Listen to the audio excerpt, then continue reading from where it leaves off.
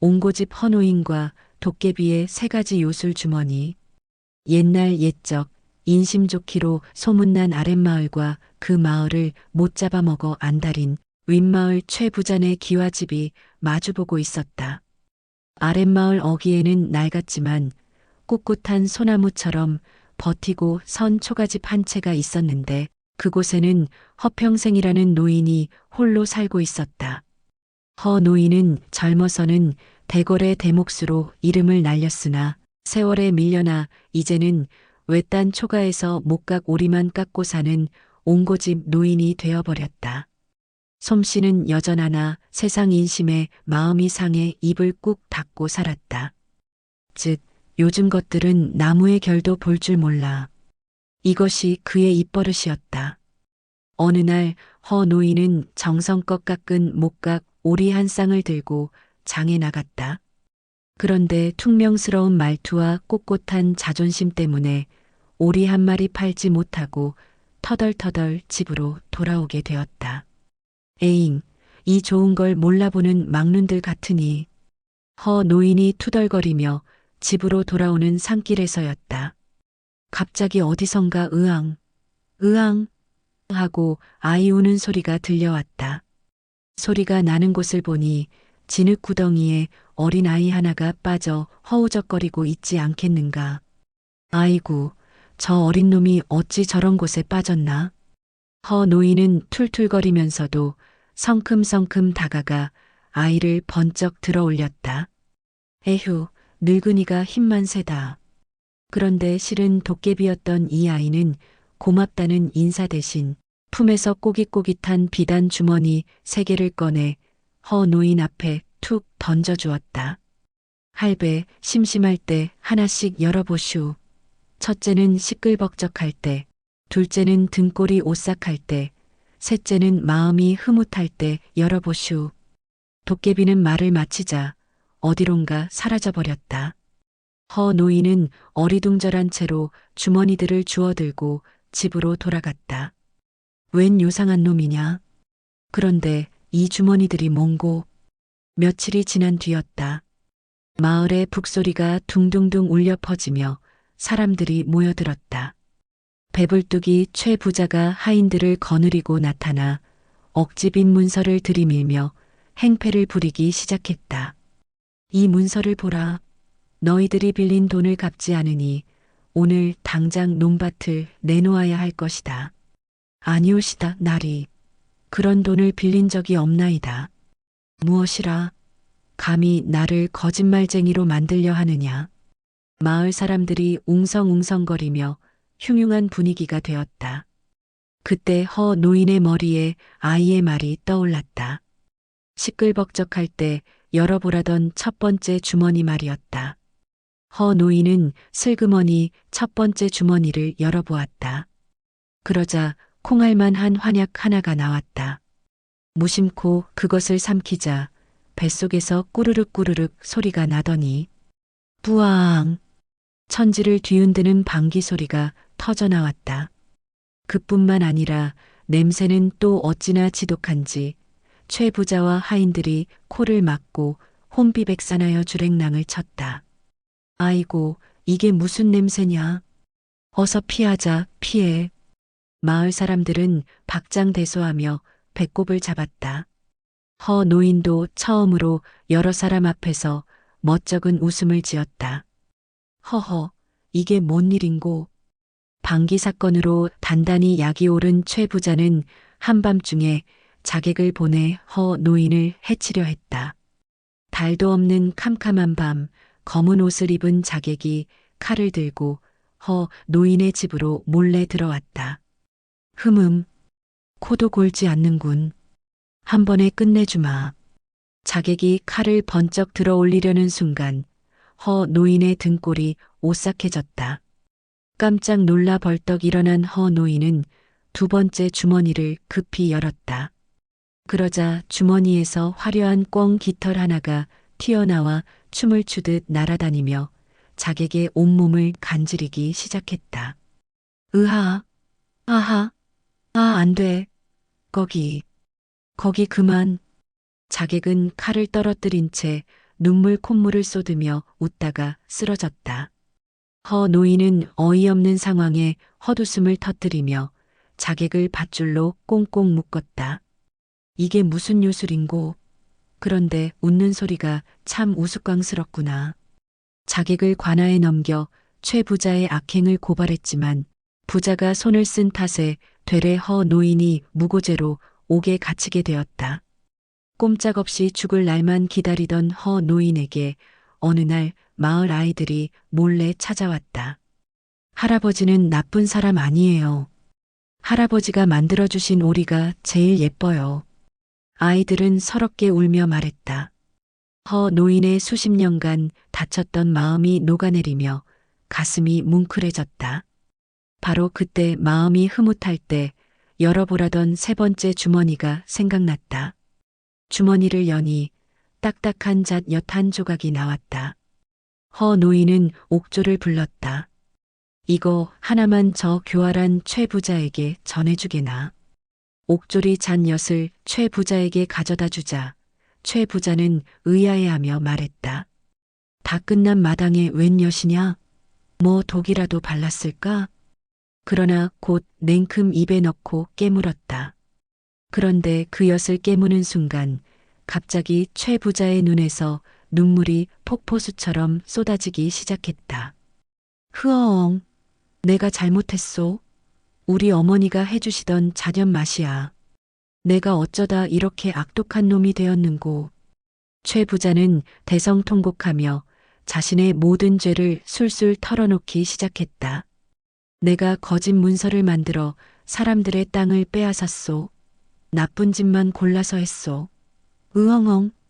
결국 최 부자는 벌을 받고 재산을 마을 사람들에게 돌려주게 되었다. 옥에서 풀려난 허 노인은 더 이상 옹고집 외톨이 노인이 아니었다. 그는 집 마당을 활짝 열고 마을 아이들에게 나무 깎는 법을 가르쳐주는 허 할아버지가 되었다. 그의 목각 오리는 이제 돈을 받고 파는 물건이 아니라 아이들의 웃음과 바꾸는 소중한 선물이 되었다. 할아버지, 이 오리는 어떻게 만드는 거예요? 허허, 천천히 가르쳐 줄 테니 걱정 말아라. 어느 맑은 날 허 노인이 아이들과 함께 웃으며 오리를 깎고 있는데 뒷산 언덕에서 웬 아이 하나가 어깨춤을 추며 이쪽을 보고 씩 웃더니 사라졌다. 허 노인은 빙그레 웃으며 혼잣말을 했다. 허허, 요놈의 도깨비. 다음엔 방귀탄 말고 좀 더 향기로운 놈으로 부탁하네. 마을에는 그 후로 오랫동안 허 할아버지네 방귀는 약방귀, 웃음은 복웃음이라는 노래가 울려 퍼졌다고 한다. 이번 이야기는 하늘님도 못살게 군 새 노총각 이야기입니다. 옛날 옛적 어느 마을에 맹신의 새 노총각이 살았습니다. 첫째는 맹고집이라 하여 황소처럼 고집이 세기로 소문났고, 둘째는 맹투덜이라 하여 입만 열면 투덜거리기를 밥 먹듯 하였으며, 셋째는 맹근심이라 하여 세상 모든 걱정을 혼자 다 짊어지고 사는 듯 하였습니다. 이 삼형제의 아버지는 생전에 온 마을에서 복덩어리로 이름이 자자하였는데 길을 가다가도 돈주머니를 줍고 밭일을 해도 남보다 배는 풍성한 수확을 거두곤 하였습니다. 그런데 아들 삼형제는 아버지를 조금도 닮지 않았으니 하는 일마다 꼬이고 틀어지기만 하였습니다. 남의 집 밭에는 단비가 내려도 맹신의 밭만 비껴가고 남의 집 감나무에는 꿀송이 같은 감이 주렁주렁 열려도 맹신의 감나무만큼은 떫어서 혀가 아릴 지경이었습니다. 그야말로 마른 하늘에서 날벼락만 떨어지는 신세였지요. 어느 날 이 지긋지긋한 불운을 참다 못한 첫째 맹고집 영감이 버럭 소리를 질렀습니다. 아이고 못 살겠다.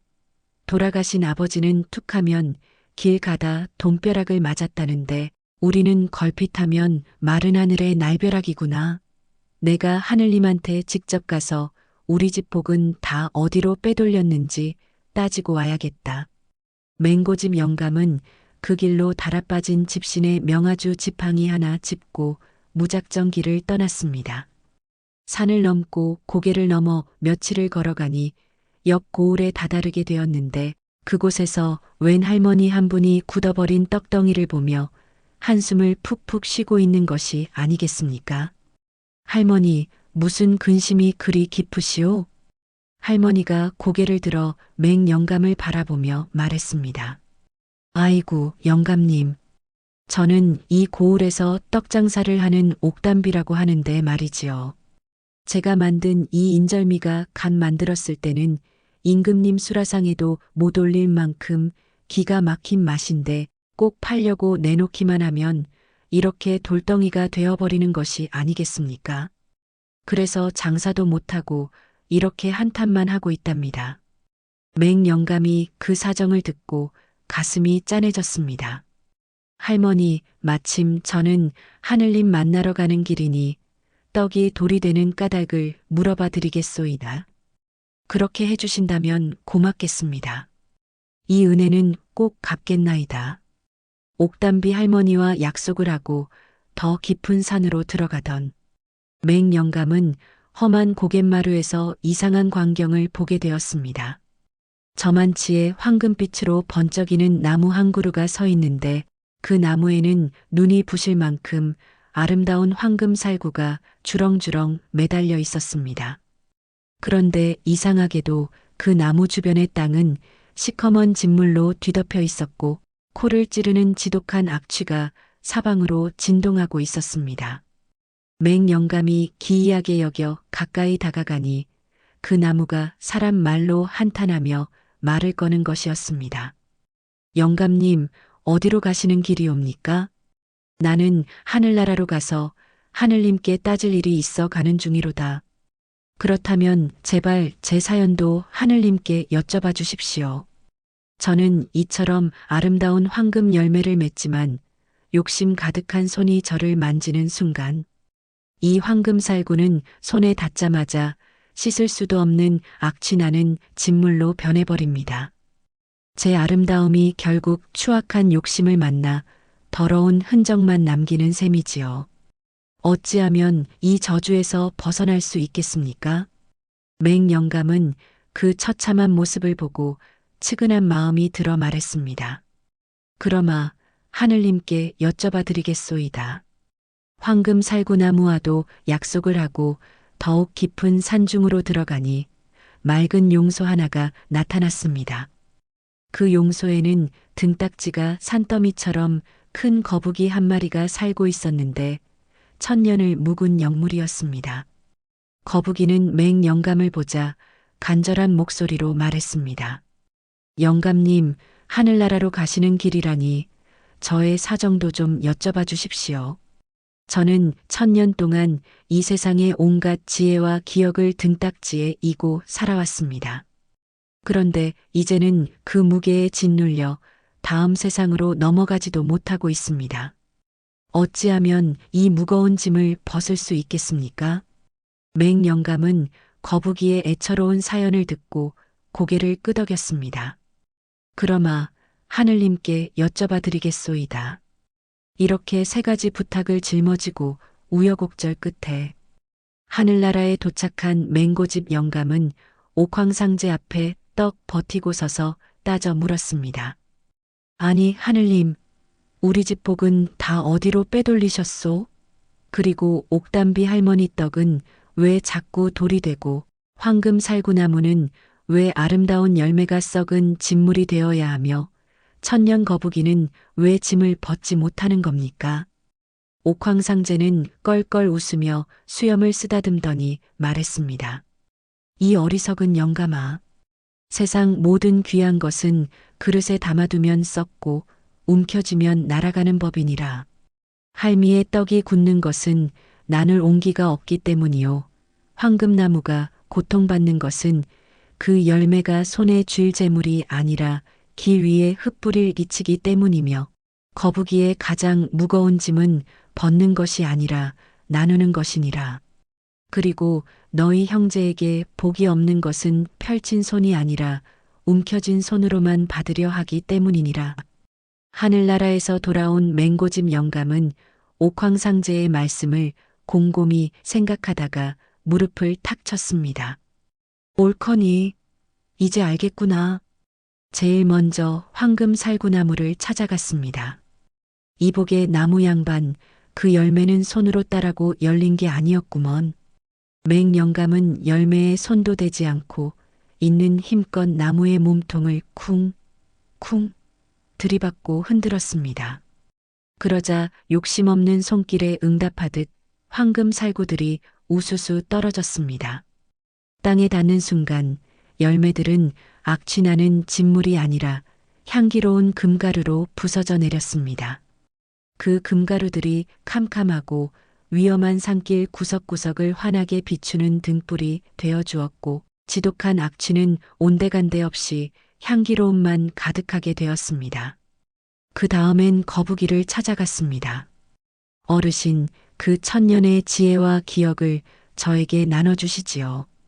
거북이가 고개를 끄덕이며 지혜를 넘겨주는 순간 무겁던 등딱지가 가벼운 박바가지처럼 톡 떨어져 나왔고 거북이는 빛이 되어 하늘로 올라갔습니다. 맹영감은 그 신비한 박바가지를 들고 옥담비 할머니에게 달려갔습니다. 할머니, 그 떡 이제 팔지 말고 이 박바가지에 담아 온 동네 사람들과 실컷 나눠 드시오. 할머니가 반신반의하며 떡을 박바가지에 담아 잔치를 열자 신기하게도 떡이 온종일 따끈하고 쫄깃쫄깃하였습니다. 그 후로 옥담비 할머니의 나눔 떡집은 복을 받아서 온 동네에서 가장 큰 부자가 되었답니다. 마지막으로 맹영감은 집에 돌아와 동생들에게 소리쳤습니다. 이놈들아, 우리도 이제 남들처럼 퍼주면서 살아보자. 그날부터 새 노총각은 얼마 안 되는 수확이지만 더 어려운 이웃에게 먼저 나누기 시작했습니다. 그러자 신기한 일이 벌어졌습니다. 맹신의 밭에만 단비가 쏟아지고 떨기만 하던 감나무에서는 꿀처럼 달디단 감이 열리기 시작했습니다. 온 마을 사람들이 맹씨 형제들을 복덩어리 삼형제라고 부르게 되었습니다. 나중에 맹고집 영감과 옥담비 할머니는 서로의 지혜와 온기를 나누는 좋은 말벗이 되어 남은 생을 행복하게 보냈고 맹투덜과 맹근심도 더는 투덜대거나 걱정하지 않고 매일 웃으며 살았다고 합니다. 결국 재물이든 지혜든 음식이든 복이든 간에 혼자 가지려는 욕심으로 만지면 돌처럼 굳거나 악취를 풍기지만 그것을 나눌 때 비로소 모두를 위한 빛과 온기가 된다는 것을 맹영감은 깨달았던 것입니다. 이번 이야기는 느티나무 할배와 장께 많은 최서방입니다. 옛날 어느 첩첩산 중 깊은 골짜기에 천년을 버틴 느티나무가 우뚝 서 있는 작은 마을이 있었다. 그 나무 밑에는 고복동이라 하는 늙은 목수가 홀로 살고 있었는데 이 양반이 어릴 적 그 느티나무 구멍에서 발견되어 나무가 키운 아이라 불리며 자란 터라 평생을 그 나무와 한 몸처럼 지내왔던 것이다. 무뚝뚝하기가 대패질 안한 나무 토막 같았지만 그 속마음만큼은 누구보다 따뜻한 사람이었다. 해가 석 달 넘게 비를 숨기고 있어 온 세상이 바싹 타들어가는데도 고복동 할배는 유일하게 마르지 않는 느티나무 뿌리 옆 샘물을 굶주린 짐승들에게 아낌없이 나누어 주고 있었다. 그런데 하루는 땡볕 아래 길을 잃고 쓰러지기 직전인 개미떼를 발견하였다. 할배는 마지막 남은 물 한 바가지를 개미들에게 아낌없이 부어주며 길을 터주었다.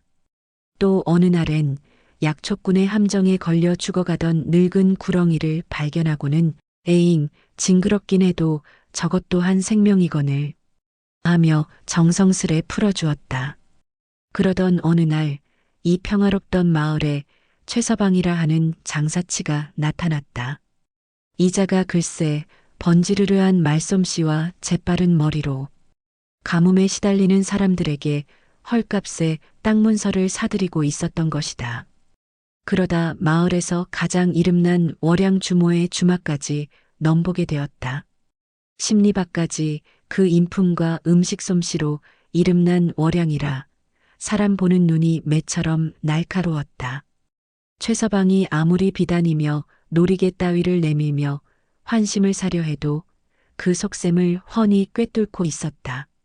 그날도 최서방이 주막에 들러 갖은 호사를 부리고 있을 때 마침 고복동 할배가 삐걱거리는 주막 대청마루를 손보고 있었다. 월양 주모가 할배에게 시원한 막걸리 한 사발을 건네며 말했다. 어르신, 늘 이렇게 묵묵히 도와주시니 몸 둘 바를 모르겠나이다.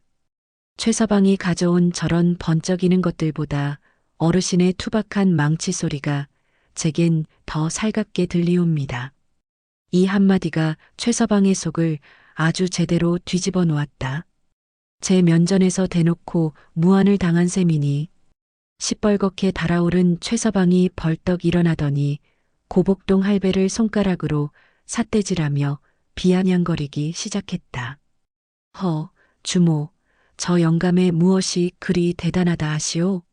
평생 나무만 깎아 손에 박인 것이라곤 굳은 살뿐인 양반을. 최서방은 작정했다는 듯이 주막 안이 떠나가라 목소리를 높였다.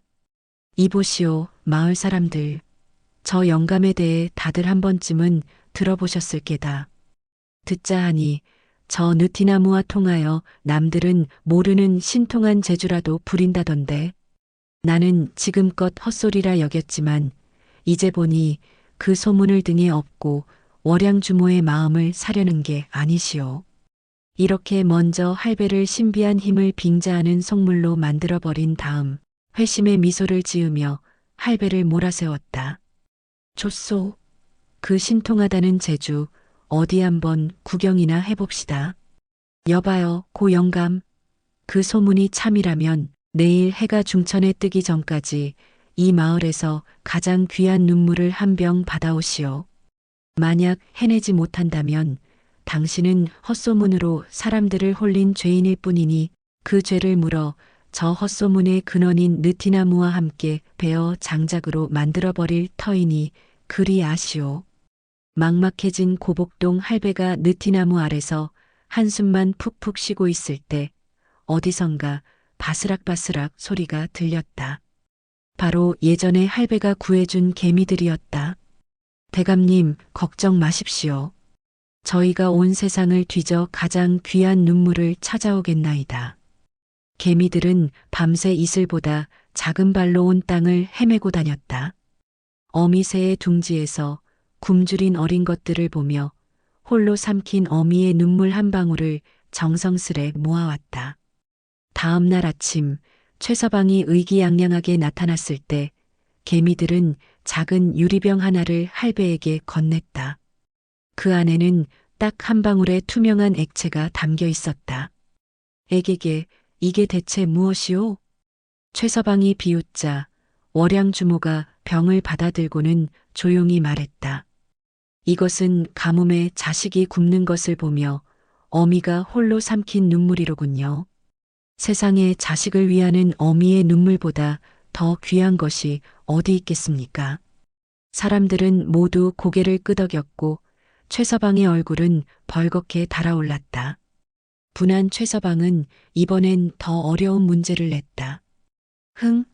그럼 이번엔 월양 주모의 오랜 속병을 고칠 약을 구해오시오. 그 약은 용의 비늘과 봉황의 깃털이 함께 자라는 곳에서만 난다 하더이다. 누가 봐도 세상에 없는 약을 구해오라는 심술이었다. 고복동 할배가 상심해 산길을 헤매고 있을 때 스르르 하고 그 옛날 구해준 약초뱀이 나타났다. 서방님, 너무 상심 마십시오.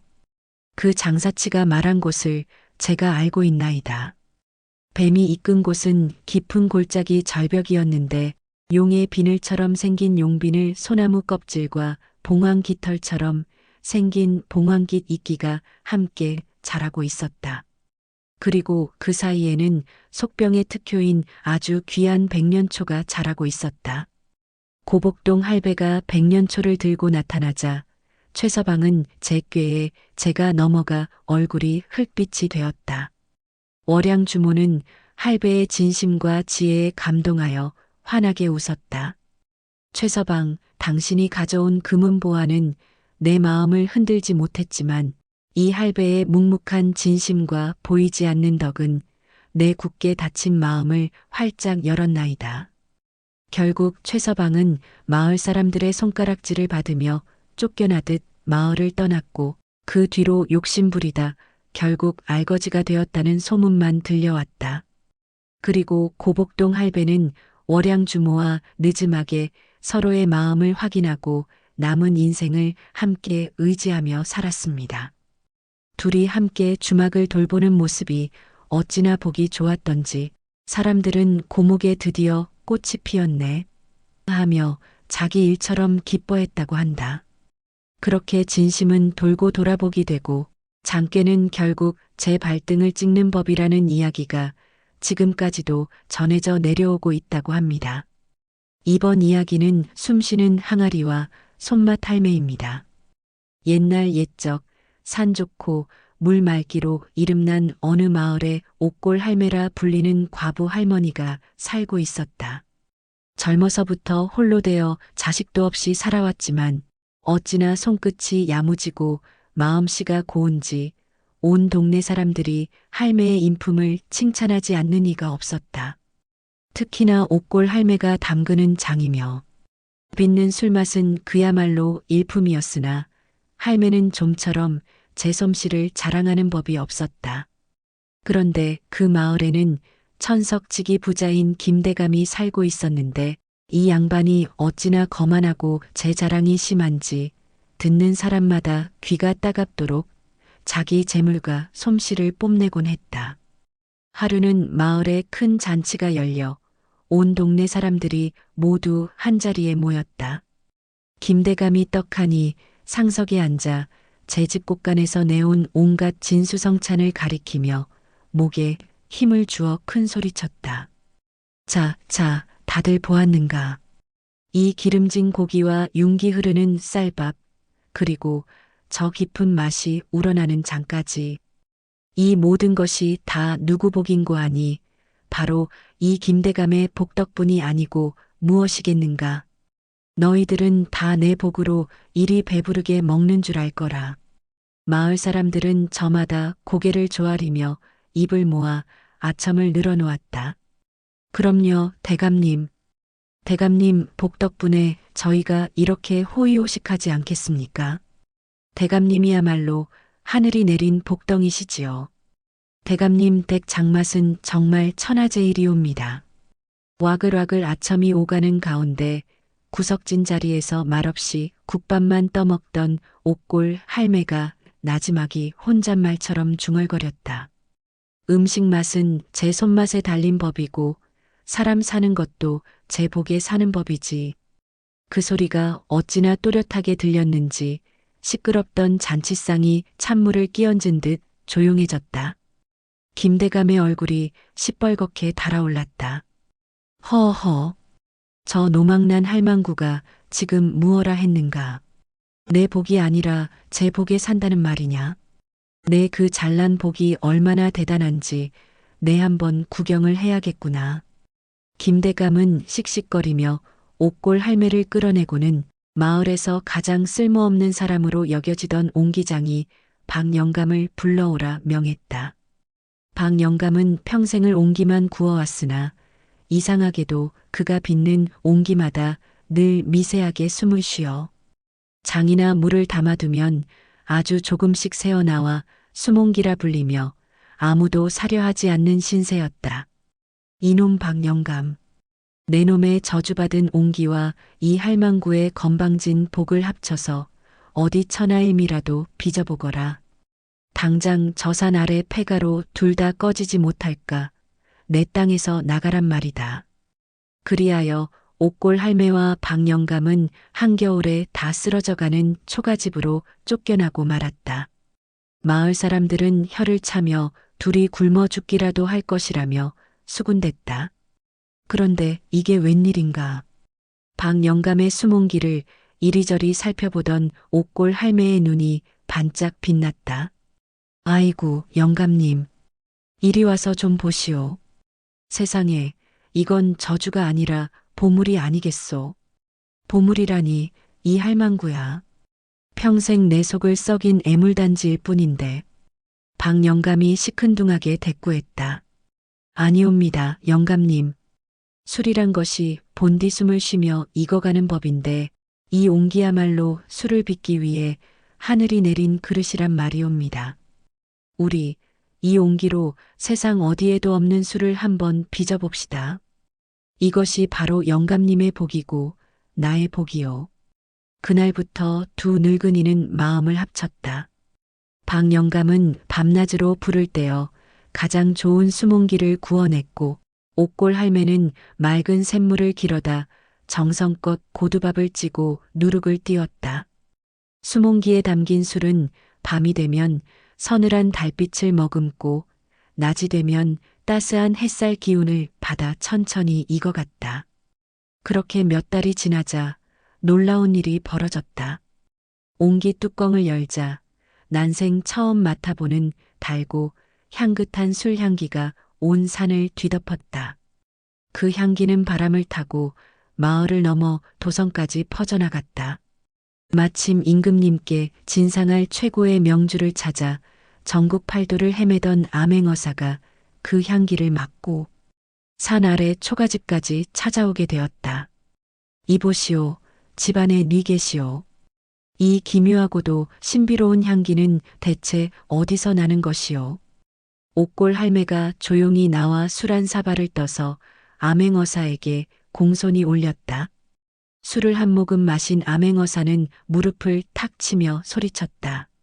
아니, 이럴 수가. 술이 살아 숨을 쉬는구나. 혀끝에서는 단맛이 춤을 추고 목구멍을 넘어가니 온몸에 따스한 기운이 돋는구나. 과연 천하의미로다. 이 술의 이름이 무엇이오? 옥골 할매는 미소를 지으며 대답했다. 이름이랄 게 따로 있겠나이까.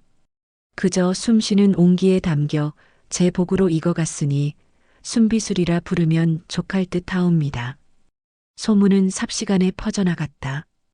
김대감은 제 귀를 의심했지만 암행어사가 순비술을 수레에 가득 싣고 궁으로 가며 옥골 할매와 박 영감에게 큰 상을 내리는 것을 보고는 그 자리에 주저앉고 말았다.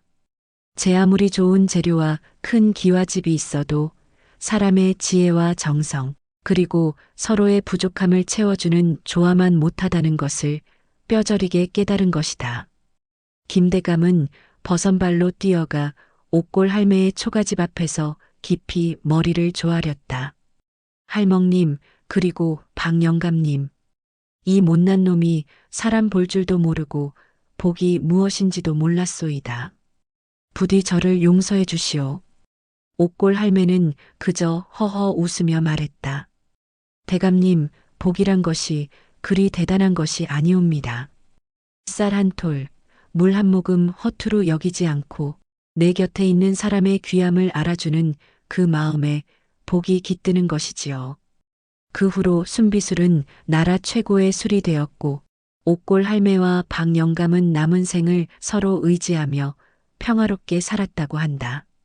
그리고 그 마을 사람들은 다시는 눈에 보이는 재물이나 권세만을 자랑하지 않고 저마다의 손끝에 깃든 귀한 복을 소중히 여기며 오래오래 행복하게 살았다고 전해진다. 이번 이야기는 게으른 선비와 도깨비 탈장수 이야기입니다. 옛날 옛적 산 좋고 물 맑은 어느 한적한 시골 마을에 허생원이라 불리는 양반이 살고 있었다. 허생원은 언제나 자신을 선비라 자처하며 큰 소리를 치고 다녔으나 실상은 하루 종일 사랑방에 드러누워 빈 이야기만 늘어놓는 것이 고작이었다. 그의 아내인 박씨 부인이 작은 주막을 꾸려 겨우 입에 풀칠을 하고 살았건만 허생원은 주막 일은 천한 것이라 여겨 손끝 하나 까딱하지 않았다. 여보, 손님들이 밀려드는데 나물이라도 좀 다듬어 주시구려. 박씨 부인이 애가 타서 간청해도 허생원은 벌렁 누워서 코웃음만 칠 뿐이었다. 허허, 이 사람이 참. 내가 붓대를 잡던 이 귀한 손으로 어찌 미나리 따위를 잡겠는가.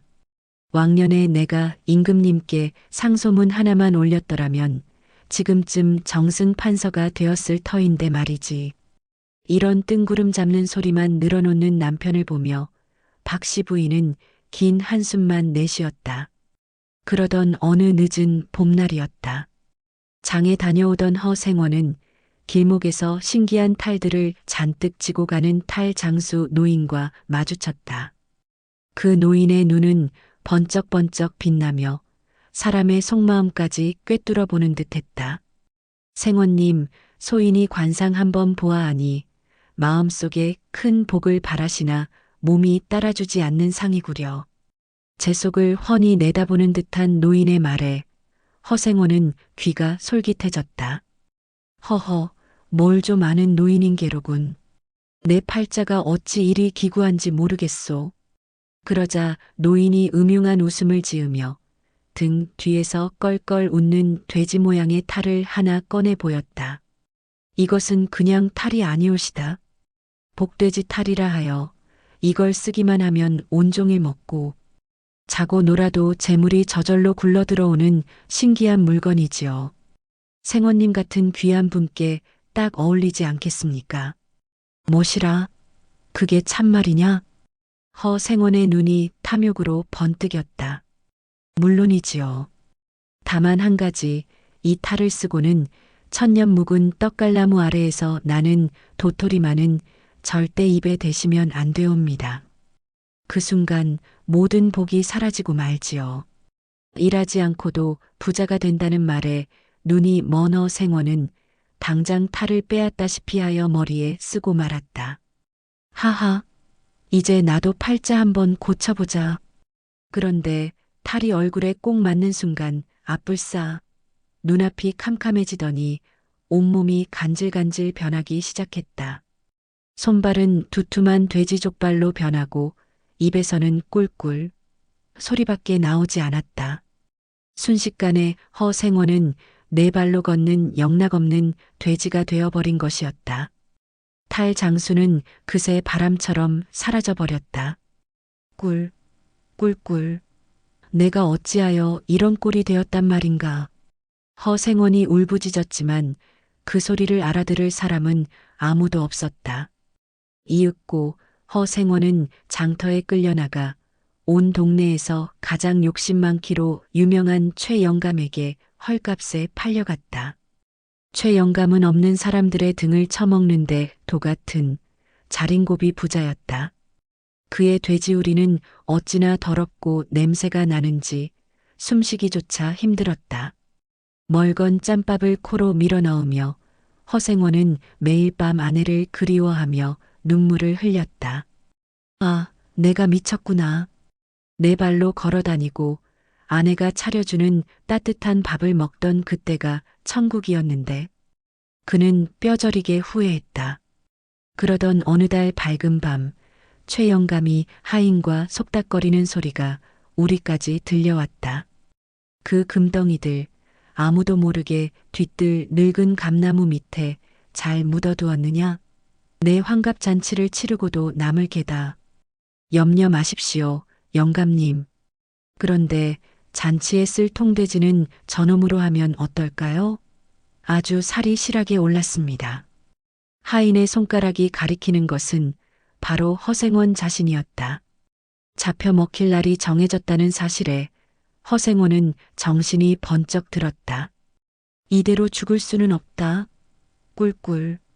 허생원은 그날 밤 있는 힘을 다해 허술한 우리 문을 부수고는 정신없이 산으로 내달렸다. 한참을 도망치다 보니 문득 탈 장수의 말이 떠올랐다. 천년 묵은 떡갈나무 도토리라 했지. 그래, 이리 돼지로 잡혀 먹히나 저리 복이 사라지나 매한가지다. 마지막 희망은 그것뿐이다. 허생원은 산속을 헤매어 가장 크고 오래된 떡갈나무를 찾아냈다. 그리고 그 아래 떨어진 도토리 하나를 눈 딱 감고 꿀꺽 삼켜버렸다.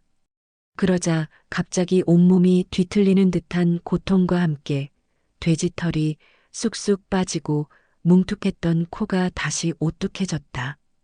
잠시 후 허생원은 남루한 옷차림의 본래 모습으로 돌아와 있었다. 그는 제 두 손과 두 발을 내려다보며 감격의 눈물을 줄줄 흘렸다. 허생원은 곧장 집으로 달려가 아내 박씨 부인 앞에 무릎을 꿇고 그간의 일을 모두 털어놓으며 용서를 빌었다. 여보, 내가 미쳤소. 내가 욕심에 눈이 멀어 이런 꼴을 당했소. 용서해 주시오. 모든 이야기를 들은 박씨 부인은 남편을 나무라지 않고 가만히 일으켜 세웠다. 이제라도 깨달았으니 다행이구려. 하늘이 우리 부부에게 큰 지혜를 주신 게지요.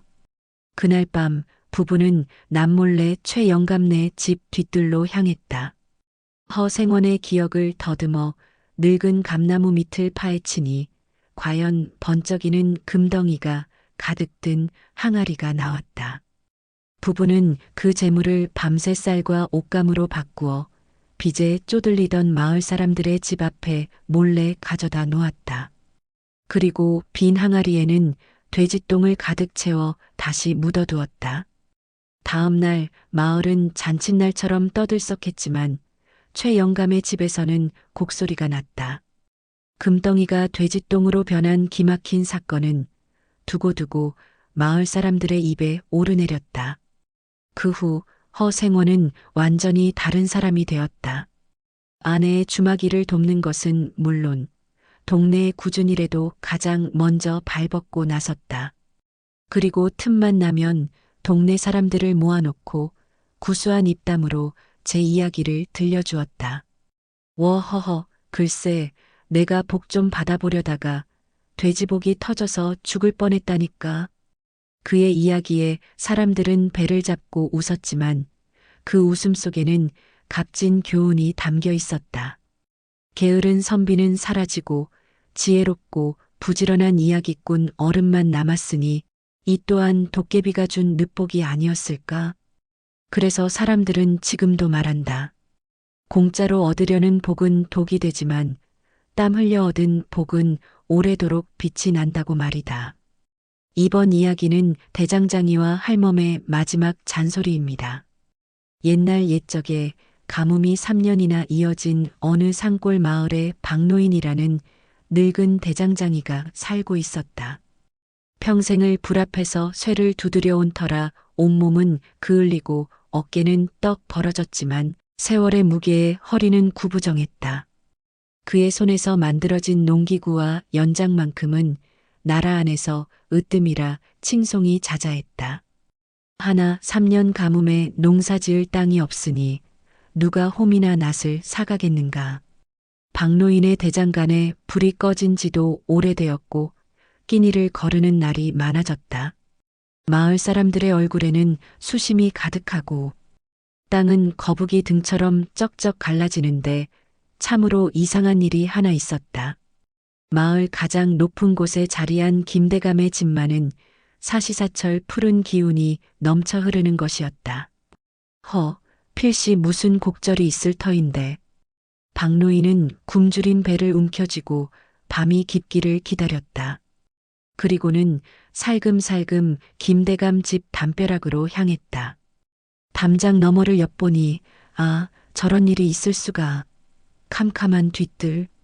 연못 한가운데서 집채만 한 두꺼비 한 마리가 배를 불르기며 온 마을의 물 한 개를 들이마시고 있었다. 그 요물이 바로 마을의 물줄기를 말려버리는 가뭄 두꺼비였던 것이다. 저런 고약한 신보를 봤나? 저놈의 배돼지를 갈라 물기를 터야 할 터인데. 박노인은 분통을 터뜨리며 집으로 돌아왔으나 늙고 힘없는 그가 무엇을 할 수 있겠는가. 그저 평생을 함께한 손때 묻은 쇠망치만 만지작거리며 한숨을 쉴 뿐이었다. 바로 그때였다. 아이고, 이 답답한 양반아. 한숨만 쉰다고 쌀이 나오나 물이 나오나. 깜짝 놀라 주위를 둘러보니 아무도 없었다.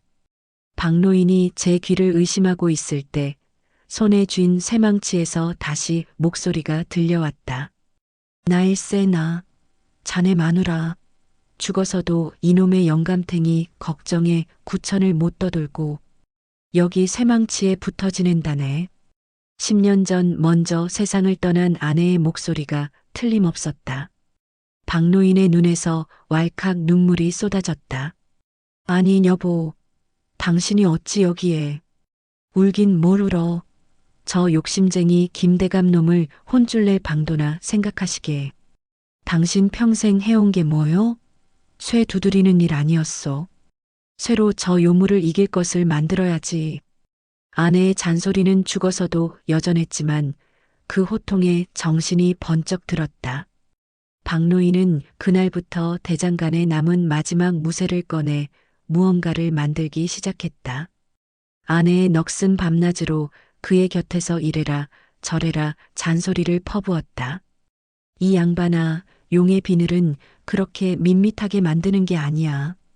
불꽃이 튀듯 날카롭게 벼려야 구름을 박차고 나가지. 눈은 또 왜 그렇게 흐리멍덩하게 박는 게요. 저 가뭄 두꺼비의 간담을 서늘하게 할 만큼 시뻘건 불씨를 박아 넣으라니까. 박노인은 아내의 잔소리를 들어가며 평생의 기술과 온 마음을 쏟아부었다. 며칠 밤낮으로 풀무질을 하고 쇳물을 녹이고 망치로 두드리고 물에 담금질하기를 수백 번. 마침내 검은 광채가 흐르는 금방이라도 하늘로 승천할 듯한 무쇠용 한 마리를 완성하였다. 다음 날 박노인은 무쇠용을 지게에 지고 김대감의 집으로 향했다. 대문 앞에서 떡 버티고 선 박노인을 보고 김대감이 비웃으며 소리쳤다. 네 이놈, 늙은 대장장이가 감히 어디라고 발을 들여놓느냐. 박노인은 굽혔던 허리를 꼿꼿이 펴고 답했다. 대감의 요물과 내 비록 쇠로 만들었으나 영물인 이 용이 결어 누가 이기는지 내기를 합시다. 만약 내 용이 진다면 내 목숨을 내놓을 것이고 이긴다면 저 두꺼비를 깨부수고 마을의 물줄기를 돌려주시오. 김대감은 늙은이의 당돌함에 코웃음을 치며 쾌히 승낙했다. 곧 뒤뜰에서 가뭄 두꺼비가 흉측한 모습을 드러냈다. 두꺼비가 입을 쩍 벌리자 마른 하늘에 먼지마저 빨려 들어갈 듯한 바람이 일었다. 그때 박노인이 무쇠용을 땅에 내려놓으며 조용히 속삭였다. 여보, 이제 당신과 나의 마지막 합작품일세. 쇠망치에서 뜨거운 기운이 스며들자 무쇠용의 눈에 박힌 불씨가 활활 타올랐다. 쇠붙이가 마찰하는 소리를 내며 용이 몸을 일으키자 온몸의 비늘이 햇빛에 번쩍였다. 무쇠용은 하늘을 향해 쇠를 긁는 듯한 포효를 내지르며 두꺼비에게 달려들었다. 두꺼비는 끈적한 혀를 내뻗어 용을 휘감으려 했지만 용은 번개처럼 날아올라 날카롭게 벼려진 발톱으로 두꺼비의 등을 내리찍었다. 꾀하는 끔찍한 비명과 함께 두꺼비의 불룩했던 배가 터져버렸고 그 안에서 3년간 빨아들였던 마을의 물이 폭포수처럼 쏟아져 나왔다. 하늘에서는 시커먼 먹구름이 몰려들더니 이내 굵은 빗방울이 떨어지기 시작했다. 3년 만에 내리는 단비였다. 마을 사람들은 모두 뛰쳐나와 춤을 추며 비를 맞았다. 김대감은 넋이 나간 채 주저앉았고 성남 마을 사람들에게 모든 재산을 빼앗기고 멀리 쫓겨나는 신세가 되었다. 박노인은 흠뻑 비에 젖은 채 조용히 쇠망치를 쓰다듬었다. 여보, 고맙소. 다 당신 덕이요. 그러자 쇠망치에서 아내의 마지막 목소리가 들려왔다. 이제야 영감탱이가 사람 굿이라는 걸 보니 내 마음이 놓이네. 부디 몸 성이 지내다가 나중에 하늘에서 만나. 다시 만나면 그땐 잔소리 안 할라니까. 그 말을 끝으로 쇠망치는 뜨거운 기운을 잃고 평범한 망치로 돌아갔다. 아내의 넋이 편안히 하늘로 올라간 것이다. 그 후 박노인은 마을의 큰 어른으로 존경받으며 다시 대장간에 불을 지펴 사람들을 위한 연장을 만들며 오래오래 행복하게 살았다고 한다. 여기까지 대장장이와 할멈의 마지막 잔소리 이야기였습니다. 작품 해설입니다. 옹고집 헌호인과 도깨비의 세 가지 요술 주머니에 대한 작품 해설입니다.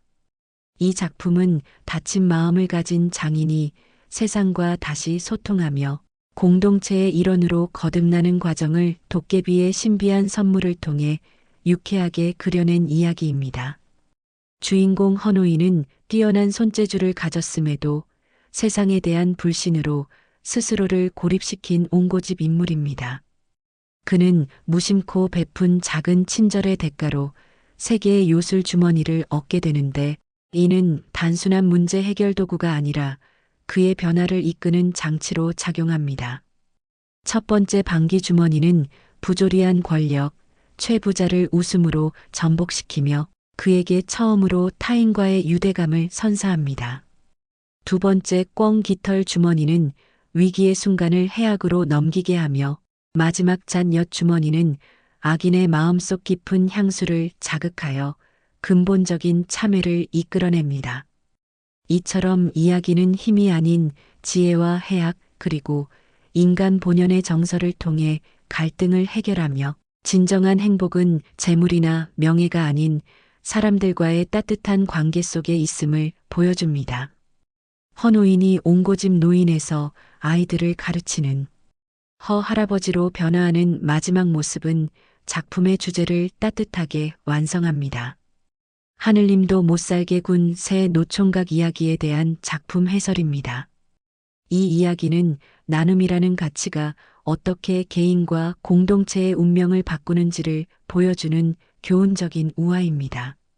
맹고집, 맹투덜, 맹근심 삼형제는 자신들의 불운을 외부 탓으로 돌리지만 그 근본 원인은 움켜쥐려는 이기적인 마음에 있었습니다. 주인공 맹고집이 하늘님을 찾아가는 여정에서 만나는 세 가지 고난, 굳어버리는 떡, 악취를 풍기는 황금살구, 무거운 짐을 진 거북이는 모두 소유와 고임이 빚어내는 비극을 상징합니다. 옥황상제의 지혜는 명쾌합니다. 복이란 그릇에 담아두면 썩고 나누어야 비로소 진정한 가치를 바란다는 것입니다.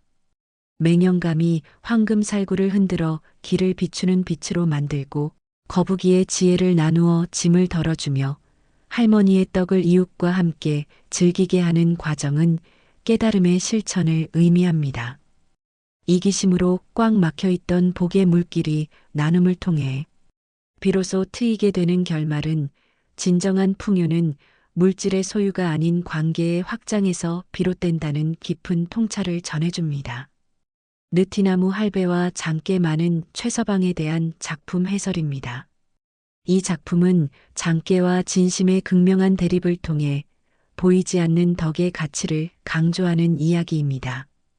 최서방은 화려한 언변과 재물을 앞세워 욕심을 채우려는 인물로 눈에 보이는 가치와 즉각적인 이익을 상징합니다. 반면 고복동 할배는 말없이 묵묵하게 자신의 자리를 지키며 자연과 생명에 대한 연민을 실천하는 인물로 오랜 시간 쌓아온 진실된 마음을 대표합니다. 최서방이 내는 두 가지 불가능한 시험은 고복동 할배를 공경에 빠뜨리지만, 역설적으로 할배가 과거에 베풀었던 선행, 개미와 뱀을 구해준 일이 그를 돕는 결정적인 계기가 됩니다. 이는 선한 행동은 결코 사라지지 않고 가장 필요할 때 반드시 돌아온다는 권선징악의 메시지를 명확히 보여줍니다. 월양 주모가 최서방의 금은보화가 아닌 할배의 진심을 선택하는 결말은, 사람의 마음을 움직이는 것은 화려한 외양이 아니라 묵묵하고 꾸준한 진정성임을 감동적으로 증명합니다. 숨쉬는 항아리와 손맛 할매에 대한 작품 해설입니다. 이 작품은 세상의 편견 속에서 결점으로 치부되던 것이 어떻게 위대한 장점으로 재탄생하는지를 보여주는 지혜로운 이야기입니다. 주인공 옥골 할매와 박영감은 각각 자랑할 것 없는 손맛과 숨을 쉬어 물건을 세게 하는 옹기라는 사회적으로 인정받지 못하는 재능과 결과물을 가진 인물들입니다. 거만한 김대감에 의해 쓸모없는 존재로 낙인 찍혀 쫓겨나지만 이들의 만남은 기적적인 시너지를 창출합니다. 옥골 할매는 박영감의 숨쉬는 온기가 가진 본질, 즉 발효에 최적화된 그릇임을 꿰뚫어 봅니다. 이는 단점을 장점으로 바라보는 지혜로운 통찰의 중요성을 보여줍니다. 둘의 협력으로 탄생한 순비술은 단순한 술이 아니라 서로의 부족함을 채워주고 본연의 가치를 알아주는 조화와 존중의 결실입니다. 복이란 남에게 과시하는 것이 아니라 각자의 자리에서 정성을 다하고 타인의 귀함을 알아보는 마음에서 저절로 깃든다는 작품의 주제는 오늘날에도 깊은 울림을 줍니다. 게으른 선비와 도깨비 탈장수에 대한 작품 해설입니다. 이 이야기는 일하지 않고 얻는 복이 얼마나 허망하고 위험한지를 돼지로 변신하는 선비의 모습을 통해 생생하게 경고하는 풍자적인 우화입니다. 주인공 허생원은 선비라는 허울뿐인 권위에 기대어 노동을 천시하고 아내에게 기생하는 게으른 인물입니다.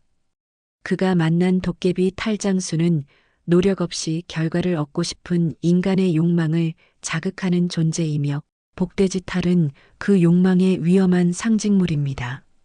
탈을 쓰자마자 돼지가 되어버리는 설정은 노동의 가치를 잊고 탐욕에만 몰두하는 삶이 인간성을 상실하고 짐승과 다를 바 없게 됨을 비판적으로 보여줍니다.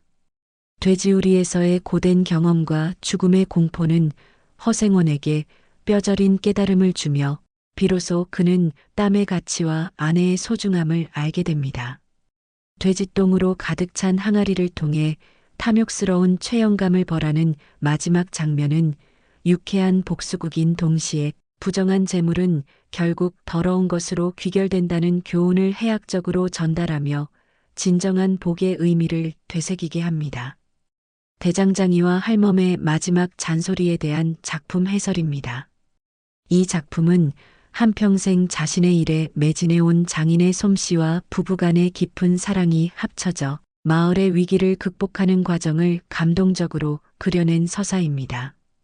주인공 박노인은 가뭄으로 인해 생업의 의미를 잃고 무력감에 빠진 노인입니다. 이때 죽은 아내의 넋이 깃든 쇠망치가 잔소리를 통해 그를 일깨우는데 이는 단순한 꾸짖음이 아니라 절망에 빠진 남편을 향한 사랑과 격려의 다른 표현입니다. 아내의 잔소리는 박노인에게 잊고 있던 장인으로서의 사명감과 창조의 영감을 불어넣습니다. 평생의 기술과 아내에 대한 사랑, 그리고 마을을 구하려는 의지가 집약된 무쇠용은 단순한 쇠붙이가 아닌 그들의 삶과 정신이 응축된 결정체입니다. 이 영물이 마을의 물을 독차지한 탐욕의 상징, 가뭄 두꺼비를 물리치는 장면은 올곧은 장인 정신과 사랑의 힘이 어떠한 역경도 이겨낼 수 있음을 보여주는 장엄한 클라이맥스입니다. 이 이야기는 숭고한 노동의 가치와 시대를 초월하는 부부의 힘을 아름답게 조명합니다.